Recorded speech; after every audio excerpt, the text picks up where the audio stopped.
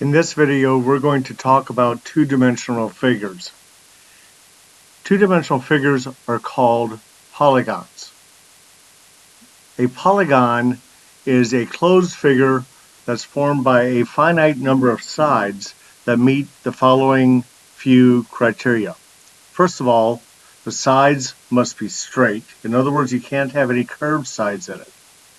And the sides can only touch other sides at their endpoints. In other words, you can't have a side that comes up like this and another side that crosses over it like that. Okay, so they can only cross at the endpoints. Like if you come up here and then it moves on from there. And they have to be closed, of course. So in other words, every side has to meet another side with no gaps. So you have a triangle and versus something like this and of course the sides have to be straight as opposed to my drawing. Okay, the vertex is on a polygon is where the two sides meet, or we most commonly refer to these as the corners, but the formal name for that is the vertex. Another concept that we have to talk about when we're talking about polygons are if the polygons are concave or if they're convex. And the easiest way of looking at this is if you're thinking about a concave, you think about a cave. And if you're coming down a hill and you have a cave goes into the hill and forms a hollow or has points inside the figure.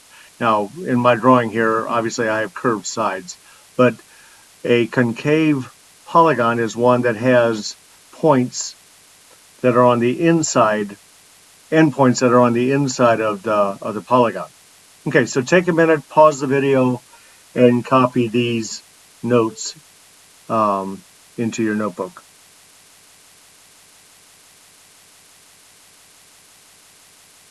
All right. Then the next thing we're going to talk about are several special polygons. First one we're going to talk about are equilateral polygons. Equilateral polygons are polygons in which all the sides are congruent. Congruent, remember, is means that they have the same length. If we're talking about sides. An equiangular polygon, obviously we're talking about angles if you're talking about equiangular. An equiangular polygon is a polygon in which all the angles are the same. Okay, and we're talking about all the angles, not just several of them. And then we have what's called a regular polygon, which is a convex polygon that is both equilateral and equiangular. Okay, so we notice in my example here that I've got all the sides, or I mean all the angles are 108 degrees, okay? And we can see that all the sides are congruent, and we can see that because of the congruency hash marks here, okay? These little hash marks say that all the sides are congruent, and without actually putting the measurements down. You can also see that with the angles. It has every angle has a little one line arcs through it. It means that all the angles are congruent so really we wouldn't have to put down that they're 108 degrees. We could tell that by the congruency arcs. Okay, so pause the video here and copy these three definitions down. You don't have to copy the example down. All right, polygons are named by the number of sides that they have. Most of these we're familiar with. We're familiar with triangles having 3 sides. Quadrilaterals, we would normally refer to these as squares or rectangles, but they can also be like parallelograms and any 4-sided figure. So we have trapezoids and parallelograms, and we'll talk about those more later on this year. A 5-sided figure is a pentagon, 6-sided hexagon, 7-sided heptagon, 8-sided octagon, which a common example of that is a stop sign. Those are probably the most common ones that you've heard. 9 sides are nonagons, 10 sides are decagons. An 11-sided figure is a hendecagon. 12-sided is a dodecagon, and then from there on out, we just talk about a n-gon. So in other words, if you have a 15-sided figure, it would be a 15-gon. So what I'd like you to do is pause the video again and copy this table, copy the table here into your notes so that you can refer back to it in the future. All right, so a couple examples. Name the polygon by its number of sides, then classify it as convex or concave, and regular or irregular. So let's start with whether it's convex or concave. If we look at it, there are no vertices, or none of the vertexes are inside the polygon, so it is a convex. All right. We also know that the sides are not congruent. Here we have 1 hash, here we have 2 hash marks, 3 hash marks, and 4 hash marks. So that tells us that they are actually, all 4 sides are different lengths. So it is a convex irregular, and it has 4 sides, so it's a quadrilateral.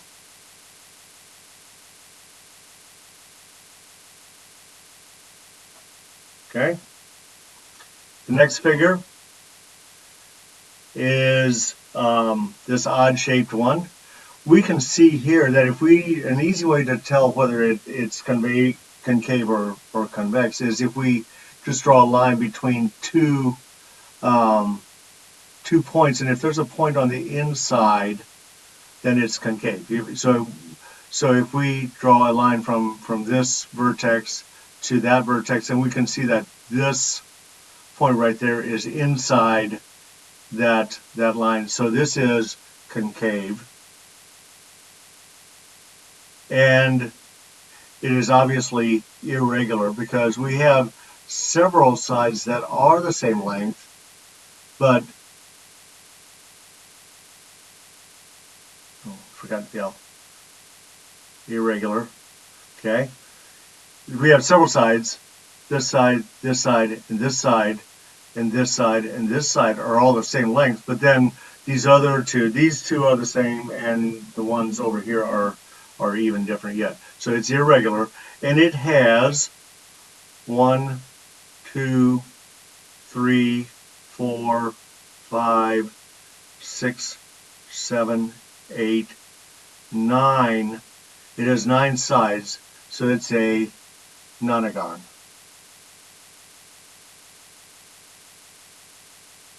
All right.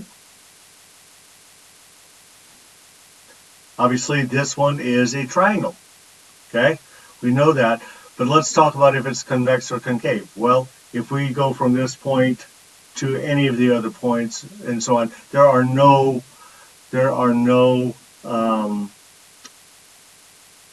points on the inside. Okay, on the inside figure, so it is convex. And we can see here one hash mark, one arc, one arc, one arc, so so it's equiangular, 1 hash mark, 1 hash mark, 1 hash mark, so it's equilateral. So if it's both equiangular and equilateral, that means it is regular, okay? But remember, it has to be both the angles and the side lengths. have to be congruent in order for it to be regular. And we've already identified it as a triangle. All right. The last example is this shape. Well, we can see there are no, it doesn't go in anywhere, so it's convex. Okay. It's convex. We can see that all the sides are congruent because we have just the congruency hash marks. Okay, so it's equilateral, but there are no congruency symbols that talk about the angle. So, and we can see that this is an acute angle. So we know this and this angle are probably congruent, and this angle is a is a is an angle that's larger than 90 degrees. So it is an obtuse angle, and the two obtuse angles look like they're congruent. So it is equilateral, but it is not equiangular. So it is an irregular, okay? It's irregular because of that, because in order for it to be regular, both of them have to be true. And it is a four-sided figure, so it is a quadrilateral.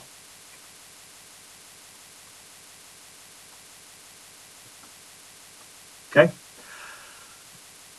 All right, so let's talk about the perimeter of a figure. The perimeter of a figure is the distance around the outside of the figure, okay? And to find the perimeter of a figure, a easiest way to really do it is to just add up the lengths of all the sides, all right?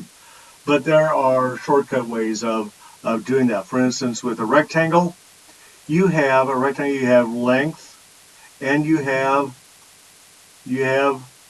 a width, okay? And you know this length and this length are going to be the same, and this width are the same. So you could say width plus length plus width plus length. But remember that we have two widths and we have two lengths. So repeated addition is multiplication. So that would be 2 times the length plus 2 times the width. All right. A square is very similar as well. A square has 4 sides that are all the same side, the same length. Okay, so we could say side plus side plus side plus side. And once again, we know that repeated addition is the same thing as multiplication. So we could just, to find the perimeter of a square, you could say 4 times the length of the sides. Okay, a triangle has 3 sides, side 1, side 2, and side 3. And a triangle, as well as any of the other polygons that have more than 3 or more sides, you just go ahead and add the length of all the sides. So triangle side 1 plus side 2 plus side 3. Okay. Obviously the quadrilaterals, the rectangles and squares, we've got those. But if we're talking about, say, a trapezoid or something like that, the easiest way is just to add up the length of all the sides. So pause this video again and copy these 3 or 4 notes into your notebook.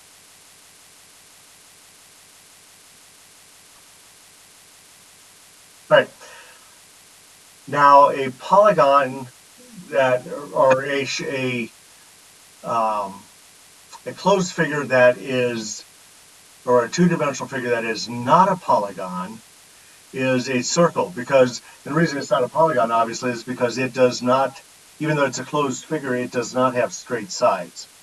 So, but circles are part of our everyday life, and so the distance around the outside of a circle is called the circumference. Okay, the circumference, to find the circumference of a circle, you take 2 times the radius times the pi, which we're going to learn is 3.14, and you probably already know that. Or, so it's 2 times the radius times pi, or you could just say the diameter times pi, or pi times the diameter. And you know that the diameter of a circle is the distance all the way from one side of the circle through the center, all the way to the other side of a circle. And then related to that is the radius. Remember, the diameter is all the way across. The radius only goes from the center of the circle out to the outside of the circle. So therefore it makes sense that the radius is 1/2 of the diameter. Okay, so and that's where our formula up here comes across. 2 times the radius. 2 times the radius is the same thing as the diameter. All right, so that's why there are 2 ways that we find it, and that we can do this, and they're interchangeable. All right, and once again, the value of pi, as I had mentioned up here, the value of pi is that we usually use is 3.14, unless we tell you otherwise. Sometimes, depending on your value of your diameter or of your radius, we're going to use 22/7. But most of the time we're going to use 3.14. And you already know that pi, that's the symbol for pi. So let me copy again the fact. Go ahead and copy that down. 2 times the radius, remember, is the diameter. Right? This is the diameter here. This is the radius here.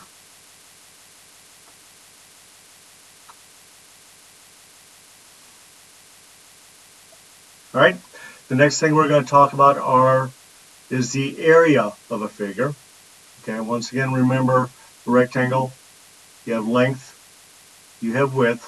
And to find the area of a figure is the amount of space that a figure covers in a plane. So to find the area of a rectangle, you just simply take the length times the width. A square, remember, the sides are all the same, so side times side, which is the same thing as length times width for a rectangle. And a triangle, you have your base times your height. Now a triangle is a little bit tricky because this dotted line right here is actually your height. Okay, the height is not the length of the 2 sides, or the height, the length of the 2 sides here. And the base is this part down here that the height is measured from. A lot of times your base is going to be on the bottom end, but it doesn't have to be. In other words, I could have a triangle that would look like this, okay, and I could have the height measured like that. And in this case, this would be the base and this would be the height. All right. You could have a right triangle. That's a right triangle. And okay, here in this case, either this could be the height or it could be the base, or this could be the base because it's right in a corner. So to find the area of a triangle, you take the base times the height, and then take that and divide it by 2. And to find the area of a circle, you take the pi, or 3.14, times the radius squared. Remember, the radius is half the diameter, or from the center of the circle to the outside edge of the circle. Okay, pi times the radius squared. Remember, squared means radius times radius. So it's 3.14 times the radius times the radius. Okay, pause the video and copy that, and copy these formulas into your notes. We're going to use all of these formulas, especially the formulas for the areas of figures, in our next lesson when we talk about 3-dimensional figures.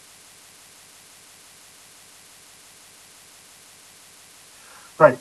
So a couple examples of this. Find the perimeter of the figure. Remember, this is a rectangle. So that's 2 times the length plus 2 times the width. And there again, it doesn't really matter which one we determine as the length and the width. I'm going to say the length is 4.6, the width is 2.3. So that's 2 times 4.6 plus 2 times 2.3. All right. 2 times 4.6 is 9.2 plus 2 times 2.3 is 4.6. And when we add those together, we end up with 13.8 centimeters. Right? The next thing we're going to do is we're going to find the area of the same figure. All right. So once again, area of a rectangle, and I usually just draw a little rectangle. Area of a rectangle is length times width. So I'm going to say 4.6 times 2.3. I'm going to get my calculator, and I'm going to say 4.6 times 2.3 is equal to 10.58. And remember, this is 4.6 centimeters. This is 2.3 centimeters. Centimeters times centimeters is centimeters to the second power, or square centimeters. The next one is to find the area of the triangle. There again, remember we have to take area is equal to the base times the height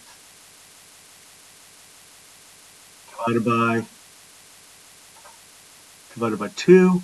So the base is right the side that the height is measured from. So the base is right here, which is 3 times the height right here is 4 divided by 2, which is 12 divided by 2, and 12 divided by 2 we know is 6.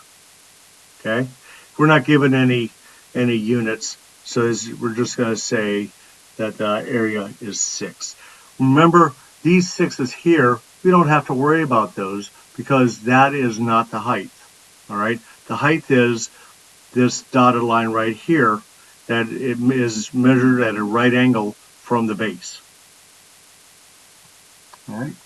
The next thing says to find the area, or the circumference and the area of the circle.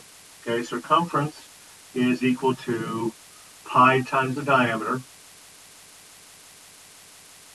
or 2 times pi times the radius. Well, we're given the radius here, so we can use